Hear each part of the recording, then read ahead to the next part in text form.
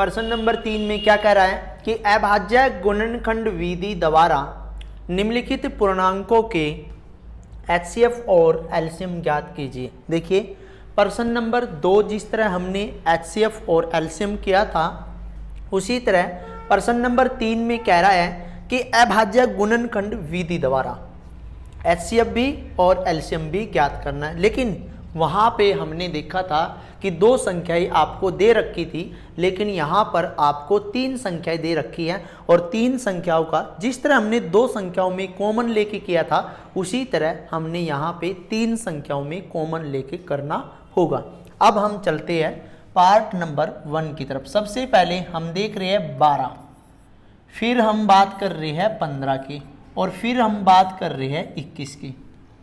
देखिए ये 2 से जा रहा है, 2 से करेंगे 6 पे, 2 से करेंगे 3 पे, 3 से करेंगे 1 पे।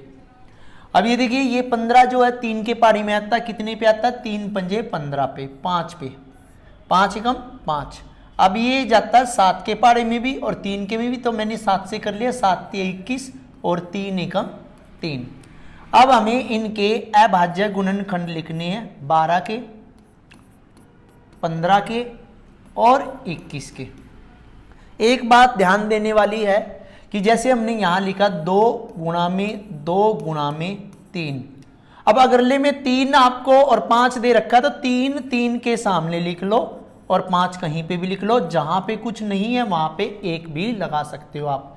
अब अगले में भी 3 3 के सामने 7 गुणा में 1। यदि और भी कोई नंबर मैच करता है तो वो उसी के सामने आपने लगाना होगा। अब आप ध्यान दीजिए यहाँ पे मैचिंग कौन कर रहा है, 3 आपका मैचिंग कर रहा है, तो 3 मैचिंग कर रहा है तो आपका एचसीएफ कौन होगा, एचसीएफ जो है हायर कॉमन फैक्टर होता है तो वो कितना है 3 है। और यदि हम एलसीएम की बात करें तो जितने भी बचे 2 गुणा में 2 गुणा में 5 गुणा में 7 और जो मैच हुआ था उसको भी लिखेंगे।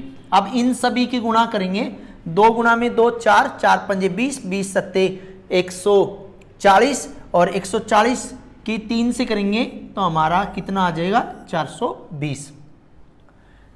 इस तरह हमारा जो एचसीएफ है वो 3 आया और एलसीएम हमारा जो है 420 होगा। इसके बाद हम बात करते हैं पार्ट नंबर 2 की। देखिए जो पार्ट नंबर 2 है 17, 23 और 29 आपको दे रखा है। देखिए 17 तो 17 से ही जाएगा क्योंकि एक अभाज्य संख्या है, 23 भी एक अभाज्य संख्या तो 23 से ही जाएगा और 29 भी एक अभाज्य संख्या है तो 29 से ही जाएगा। देखिए 17 के, 23 के और 29 के आपने टुकड़े लिखने हैं, 1 गुणा में 17, 1 गुणा में 23 और 1 गुणा में 29। अब आप देख रहे होंगे जिसमें वैसे मैं आपको बताऊं कोई कॉमन नहीं होता, उसमें हमेशा एक कॉमन होता है, तो इसलिए जो एचसीएफ की वैल्यू है वो आपकी 1 है और एलसीएम जो है इन सभी की 17 गुणा में 23 गुणा में 29 और जितना आपका एचसीएफ है वो भी लिखना पड़ेगा क्योंकि ये कॉमन में है।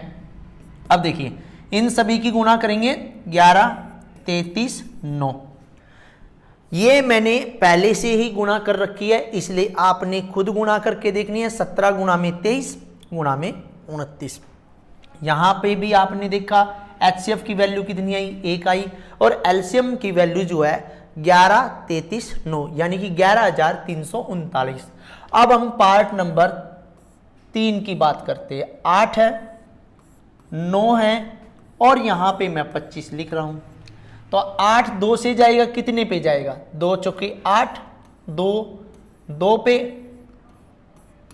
अब 3 3 9 3 पे और 5 5 25 5 पे।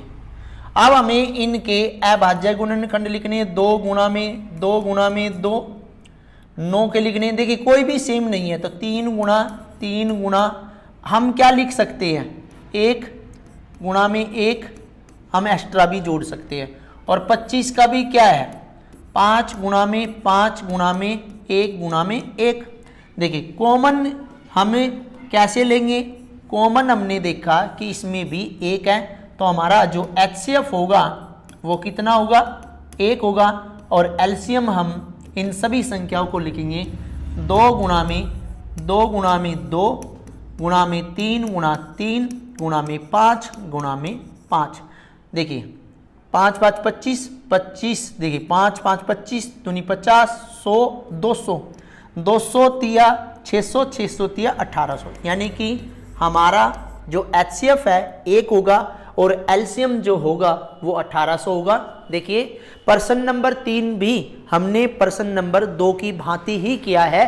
प्रश्न नंबर 2 में हमने जांच पर भी एक विषय किया था, लेकिन प्रश्न नंबर 3 में हमने सिर्फ एचसीएफ और एलसीएम निकालना है। किस विधि से? अभाज्य गुणनखंड विधि से। इसके बाद हम बात करते हैं प्रश्न नंबर 4 की।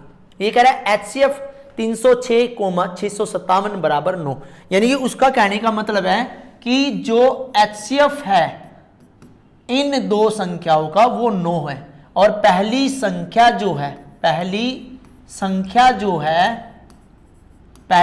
कौन सी है? 306 है। और दूसरी संख्या क्या है? दूसरी संख्या क्या है हमारे पास? दूसरी संख्या है 657।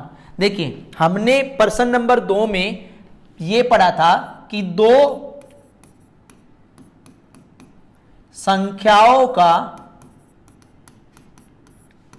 गुणनफल बराबर होता है एचसीएफ गुणा में एलसीएम के। देखिए दो संख्या कौन सी है? 306 और दूसरी संख्या कौन सी है? 657। एचसीएफ कितना है? 9, और हमें एलसीएम भी निकालना है।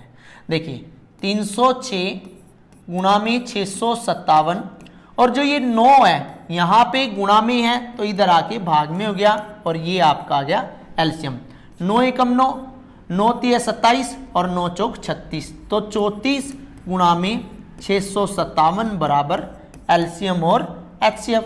एलसीएम हमें निकालना था, तो 34 और 657 की गुणा करोगे तो ये आएगा 22 33 8। देखिए ये गुणा भी हमने पहले से ही कर रखी है। इसका मतलब कि 34 और 657 की जब हम गुणा करेंगे तो 22,338 जो होगा इसका आंसर होगा। अब हम बात करते हैं प्रश्न नंबर 5 की।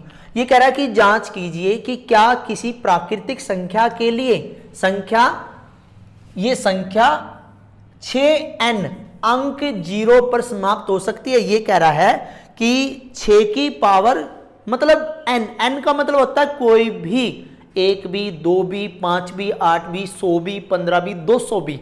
तो वो कह रहा है क्या 6 की पावर n का जो अंतिम जो इकाई का अंक होगा वो 0 हो सकता है? क्या वो संख्या 0 पे समाप्त हो सकती है? जैसे मैं बात करूं 6 गुणा में 6, यानी कि 6 की पावर 2 हो जाए।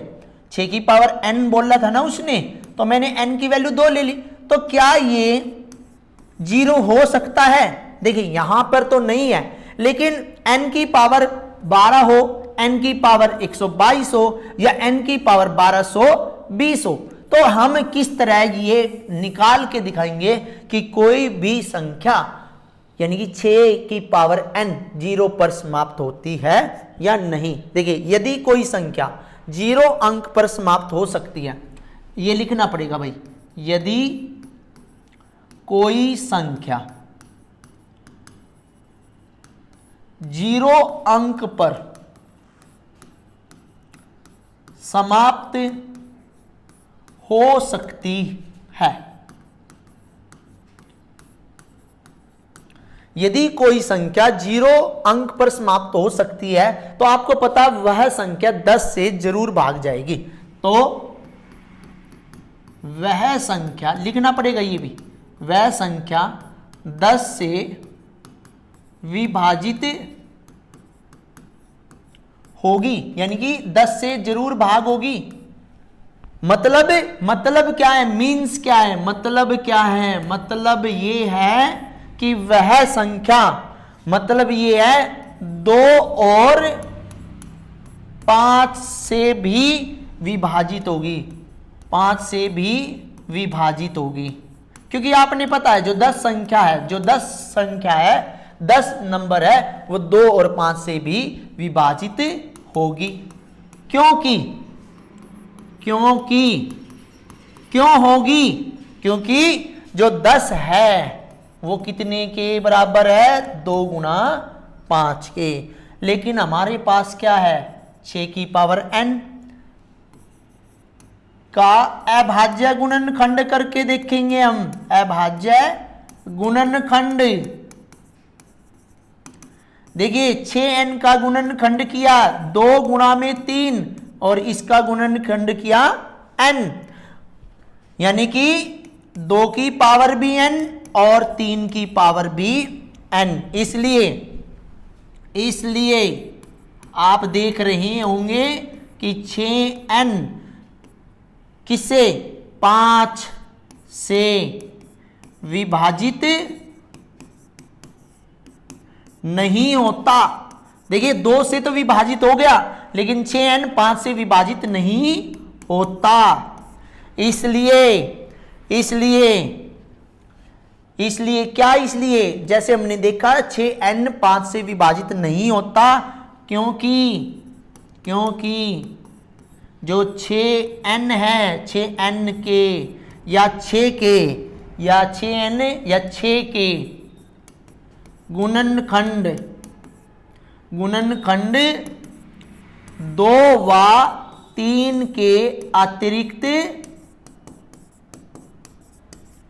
नहीं हो सकते।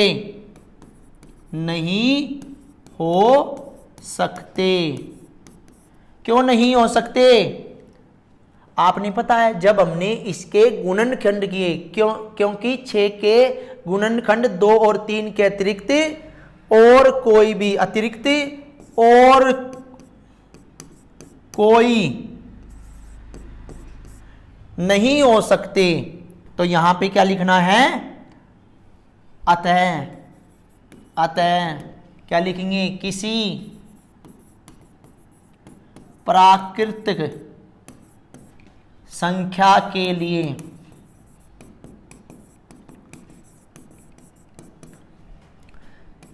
n अंक 0 पर समाप्त नहीं हो सकता।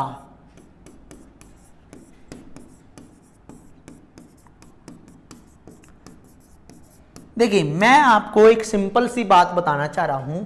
देखिए ये कह रहा था कि 6n कई जो हम कोई भी पावर ले और उसकी गुणा करें, क्या उसका अंक, इकाई का अंक 0 हो सकता है? देखिए इकाई का अंक 0 तब होगा जब वो 10 से विभाजित जाएगा, क्योंकि 10 से कोई भी संख्या विभाजित जाती है, या 10 भी मान लो, उसका इकाई का अंक 0 है। और 10 के टुकड़े क्या है? 2 और 5। यदि किसी संख्या के टुकड़े यानी कि अभाज्य गुणनखंड 2 और 5 है तो वह संख्या 0 पे समाप्त होगी। लेकिन आपने देखा 6 जो संख्या है उसके जब हमने टुकड़े किए, अभाज्य गुणनखंड किए, तो उसके आए 2 और 3। अब 2 के अलावा 5 उसका विभाजित नहीं कर रहा, तो आपने देखा जो गुणनखंड, अभाज्य गुणनखंड जो नियम है, यानी कि ये कह सकते हैं हम जो नॉर्मल सी बात कि 6 के गुणनखंड 2 और 3 के अतिरिक्त और कोई नहीं हो सकते। इसलिए जो प्राकृतिक संख्या नियम के अनुसार 6n अंक 0 पर समाप्त नहीं हो सकता।